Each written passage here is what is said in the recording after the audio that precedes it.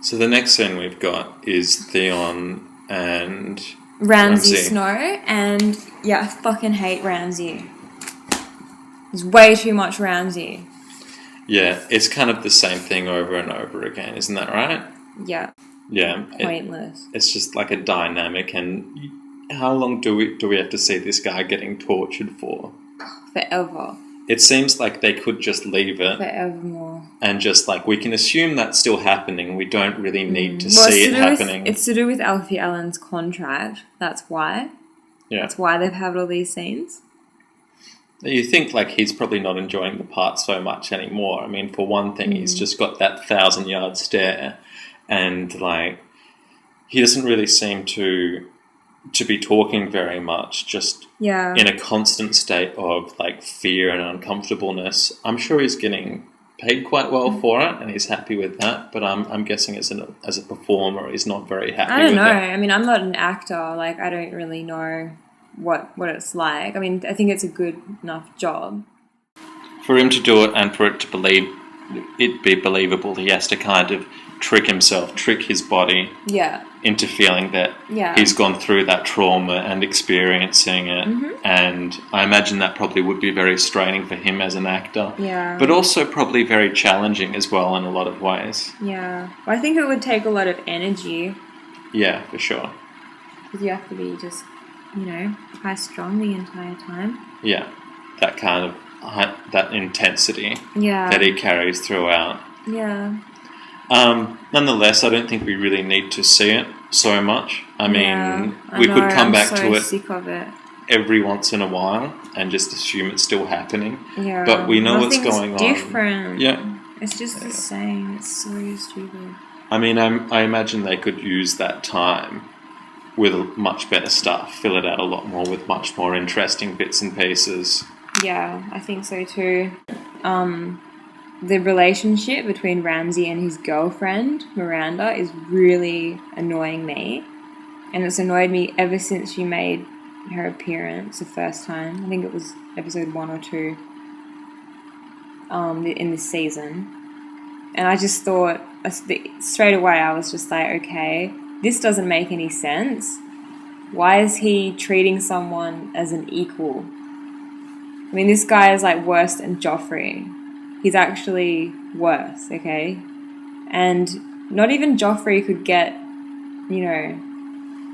aroused by women or have sex with them or treat them like as an equal. Like, you're my girlfriend, you're my partner, like we work together, I'm going to respect your wishes, I'm going to do what you tell me. Like, it's bizarre. Like, she's actually... He's a psychopath. Yeah. He's not capable. And he treats this woman like... I don't get it at all. And like, we see them in this episode having sex, and it's just normal sex. Like, and she's on top. Why? I don't get it. And he just like looks really into it, and it's just like, okay, if you're a deviant, wouldn't you be into like? Why sadistic? would he? Yeah. And why would he allow her that position of control? Yeah. So Miranda isn't a character in the books, is that right? No, she's not. Yeah. That's what I don't understand, because they're like making him, like they're making him more. It's just so inconsistent. This happens with like Cersei and Shay as well, where it just does my head in. It's like, okay, 1 minute you're this, the next minute you're that. I don't know what I'm supposed to think. Yeah, like, are they like Bonnie and Clyde or something? Like, what's going on here? I do feel there is a bit of like a slip in the writing in this season in particular. Yeah. A lot of the characters haven't been really as consistent. Also, like, I think Shay in this episode really shows that, but we'll get around to that later. Yeah, and the thing with Jamie. Cersei, like, what the hell was that? And the moment where there was, I think in the last episode or the one before that, there was a scene where Cersei approaches Marjorie. Oh, yeah, I know, that's, yeah. And she actually seems quite tender and vulnerable, which is like, that's everything that you've seen about this character thus far, that doesn't make sense. No. That's consistent. I can understand you showing me a different side of a person, but why would she confide? But it doesn't make any sense, yeah. Yeah. I mean, it wasn't long before she regarded Marjorie as an enemy of sorts. She would be even more paranoid now after Joffrey. Of course, yeah. It's so stupid. It doesn't make sense for her to be buddying up. But you could also say that after her experience and after her son being murdered... Well, I thought that like that scene would make sense. Like last week, I decided while watching the episode, I thought, okay, well that scene would have made sense if it came after the scene with her and Tywin. Yeah. Because that's the motivation, where we have to stick by the Tyrells because they've got a lot more money than we do. Yeah. And we're in debt. But it's like Cersei came up with that all on her own, but then it kind of took a step backwards where she's, you know, like... Yeah. That would have made a lot more sense if there was a re-edit. Yeah. If that happened after the conversation there. But maybe the writers or, you know, the director, editor of the show kind of wanted to just show like a little bit of tenderness in there. I think at this point they're trying... That's a bad move. I think that just doesn't make... I just disrespect her. But like, let's just stay on track with this episode, okay? Okay. So like this whole Ramsay thing, I really don't like it because it's not about him and his girlfriend. It's about him. It's about Ramsay. He's a villain, okay? He's like a point of conflict. I don't understand what does the girlfriend symbolize? What is she doing here? Does this mean they're like a duo, a team? Is it meant to be like a badass romance? Like, well, why is she here again? Is there like a certain quota of like sex and nudity they have to get into each season? I think because it there almost seems like there is. I think so, but then that's also, you know, that's to sacrifice the story. Like, at least make it fit in organically with the rest of it. It's like that rape scene with Cersei. Maybe that was to be taboo, but then that ruined the story and character for a lot of people. And Miranda just seems kind of silly to me as well, because she's not a fully formed character whatsoever. We've had a lot of Ramsay, but she's been in it, but she hasn't had much dialogue. No. We don't really know anything about her. She's kind of just like a sex object in the show. Yeah. Because all that we know is that she's like Ramsay. She's like this other, like, maniacal, sadistic... There was that scene of... But yeah, is she of noble birth? Is she not? Like, I know, what's the deal? How did they meet each other? Yeah. How did this come to be? And, like, why her? Why not another girl? Like, what is it about her? And even if she is, like, psycho, why would that make him like her? Because he's... like, he would still try to dominate her. Yeah. What is he, like, you know, for equality with women or something? Like, you know, why does he... It doesn't make sense. Like, he doesn't respect, like, anyone. Like, he's messed up. But, this one woman, this one chick... I just don't understand, like, because someone like him, he'd probably like a girl who hated him or something. I don't know. I just don't see him going for her because he obviously has, like, a lot of women. He didn't just have her. He had those two girls in the beginning. You know, when they cut Theon's dick off. Yeah, There was two women there. Like, what did Miranda have that the other one didn't have? They were obviously both psychopaths anyway. It doesn't make any sense. Like, why would he respect one? Why does he respect her? That's the thing. That's the other point I kind of think that she's there for. I think she's kind of there to drive home the point further that Theon's been castrated. Because, like, they show these scenes of, like, him having sex, or Ramsay having sex as, you know, his sister's reading, Theon's sister's reading out the letter saying, you know, like, oh, I cut him off, you know, I'll send you more pieces of him. Basically, they're showing, like, Ramsay kind of having, like, you know, this relationship and this sex life, which is something that Theon is never going to have again. And it's just to kind of, like, drive the nail further in. It's kind of just to maybe. Well, I had a feeling that there were undertones of that, and you know they were just trying to continue the torture even more. So later in the episode, there's the bit where Ramsay gives Theon a sponge bath, and he goes, "Do you love me?" And of course, he's total Stockholm syndrome. So he turns around and says, "Yes, I do." They're just trying to think of like new ways to like show this guy suffer.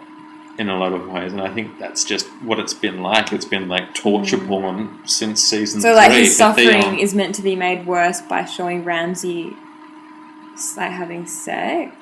Yeah, I think so, because, like, you know, like, they show it right off the cuff.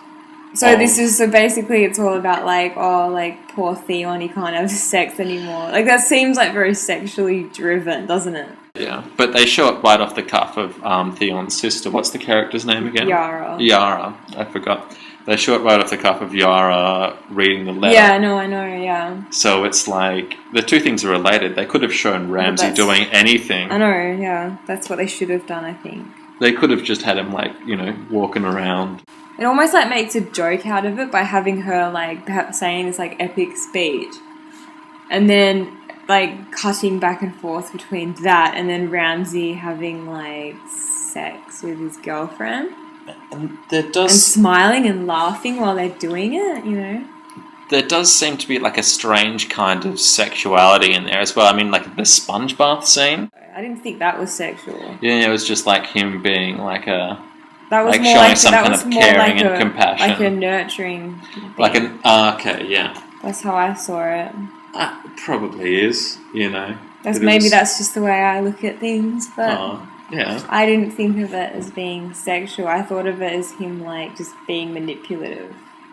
Yeah, that's how I see it. I don't think, like, he's got, like, a crush on Theon secretly or anything like that. No way. Hell no.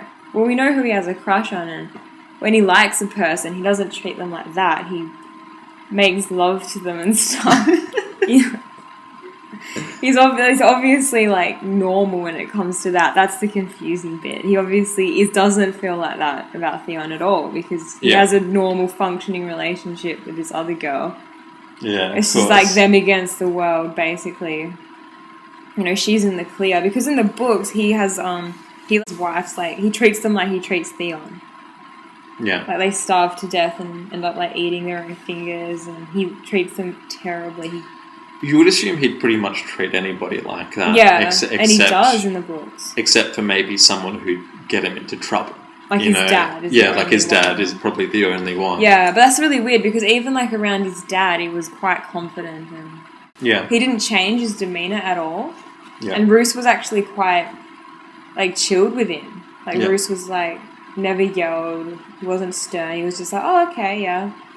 Your plan sounds good. Yeah.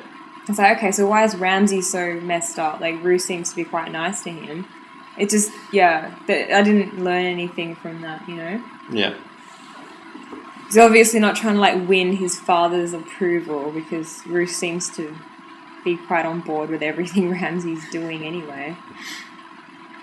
Yeah. Okay, so, anyway, then we go to Daenerys. Yeah. Yep. I thought it was strange that when the shepherd, the goat herder, came in, and he had his goats taken away, you know, she was willing, you know, pretty much at the drop of a hat, to give him 3 times what was taken away from him. Yeah. And then, you know, which was very generous, and I think they had a cutaway to Barristan or something like that at that point, where he was kind of like, he was a bit surprised by it. Because she obviously can't do that with everybody who comes in asking for a favour, and then the nobleman came afterwards and asked for his father to be taken down. She was very rigid with it, and she didn't budge on it. And I think that's basically because, you know, she'd made this decision to crucify all the slavers in this town. And she was having cognitive dissonance about it. Yeah, exactly, because she can't exactly go back on it after making such a great, you know, such a huge decision. You know, she murdered all these people, and she had to stand by it as a leader and to kind of stick by her morals, stick by her grounds. Yeah, I think so too. But then, you know, who's to say what happened after the next, you know, few hundreds of people came in? Were they all asking for that same appeal? Who knows? I don't think so. I think it would have just been regular people just saying... I can think of a lot of appeals people could have. Yeah, considering of course. She's changed the entire system. Exactly. It's like, so what am I going to do now? I don't have a job. Yeah. Do I go to school? Do I get paid money? Then, like, gives out these wages. Who's at the top of the ladder here? I guess so. I guess they have to completely reorganise it and make it work. Yeah. They don't have any skills. You Yeah. can't just become like a shopkeeper or a smith. But that's a whole other thing. Like I wrote like a huge piece on this last week. Just, obviously you have to educate these people now. What are they going to do? They don't have anyone to serve. They don't know any other way of life. Is there even a regular monetary system? Do slaves get paid? Does that, you know what I mean? No. Who's going to do the jobs that the merchants and the lords or whoever the hell they were, the masters, they obviously had jobs. Who's going to do those jobs? Yeah. And why did, like, the old lords get killed, but the young ones didn't? Like, obviously the guy that came in, he was the son of a rich man. Isn't he technically a master too? Why didn't he get crucified? Is it like if you're over the age of 40?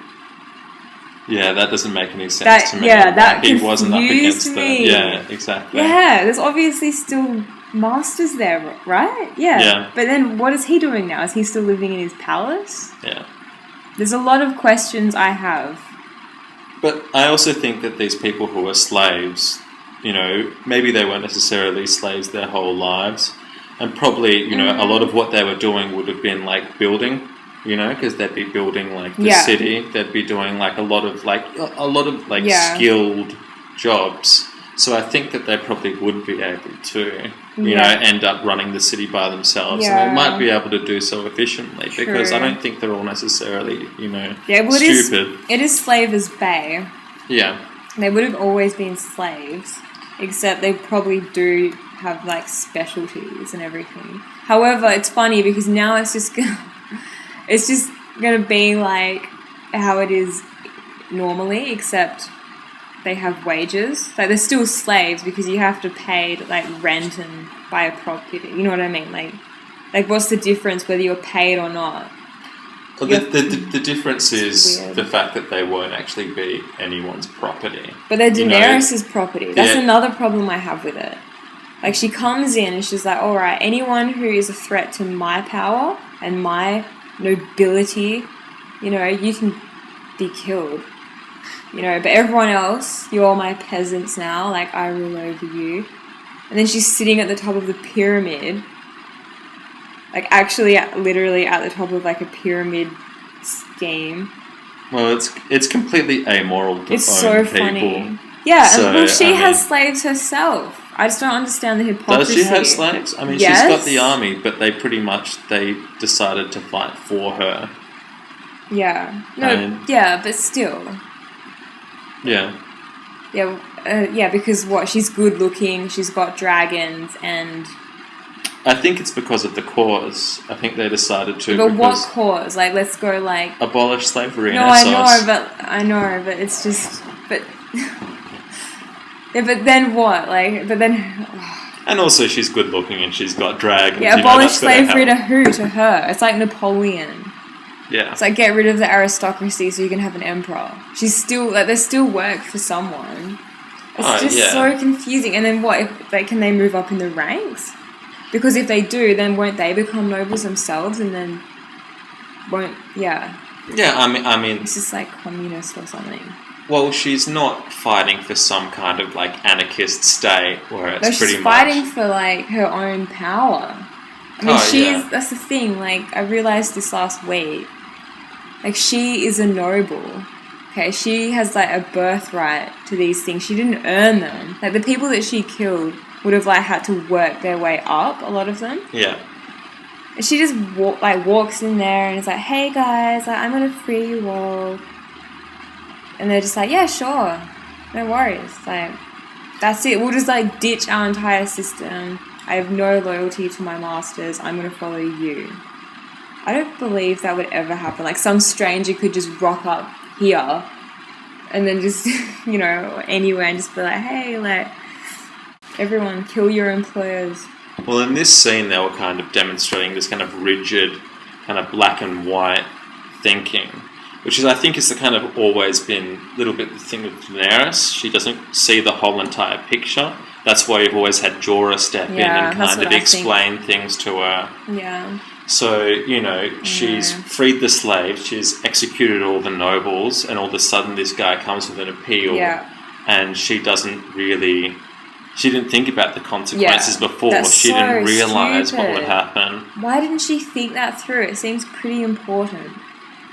Well, it seems like Jorah has always been the angel on her shoulder, as far as But she's not even listening to him or Selmy. That's another thing that bothers me, her attitude. I think that's also why, she should be listening to their advice more. Yeah, she should be. And I'm surprised that she doesn't have more advisors. Oh, wait. I guess it's a casting thing. To be realistic. But it's a huge cast. Yeah, no, they couldn't do that. Yeah. Really. But it is all quite funny. I mean, we could have like an entire... Maybe we should just have an entire separate discussion just around Daenerys. Like what I think about her character and what I've noticed.